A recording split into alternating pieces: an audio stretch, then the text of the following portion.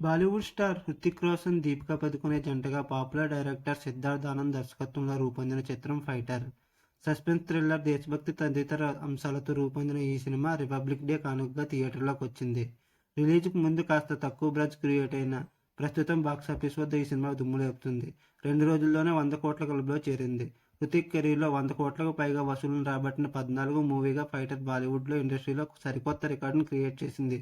అగ్నిపథ్, కాబిల్ తర్వాత republic day రోజున విడుదలై 100 కోట్ల గ్రాస్ సాధించిన హృతిక్ రోషన్ హ్యాట్రిక్ మూవీగా ఫైటర్ నిలిచింది. పాజిటివ్ మౌత్ టాక్ స్ప్రెడ్ అవుతుండటంతో ఈ సినిమా మంచి వసూళ్లను రాబడుతుంది. ఇండియాలో ఫస్ట్ డే కన్నా మూడో రోజే ఎక్కువ వసూళ్లను సాధించింది ఈ మూవీ. ట్రేడ్ వర్గాల సమాచారం ప్రకారం ఇండియాలో ఫైటర్ మూవీ ఫస్ట్ డే 24.6 కోట్లు నెట్ వసూలు చేయగా రెండో రోజు 41.20 కోట్లు రాబట్టింది. 2 రోజులు కలిపి దేశవ్యాప్తంగా ఈ మూవీకి 78 కోట్ల గ్రాస్ కలెక్షన్లు వచ్చాయి.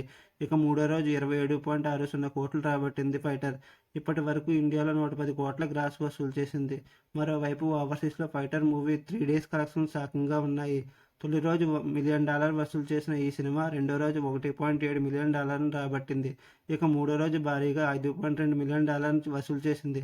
అలా ప్రపంచవ్యాప్తంగా ఇప్పటివరకు ఫైటర్కు 154 కోట్ల గ్రాస్ వసూలు వచ్చినట్లు ట్రేడ్ వర్గాలు తెలుపుతున్నాయి.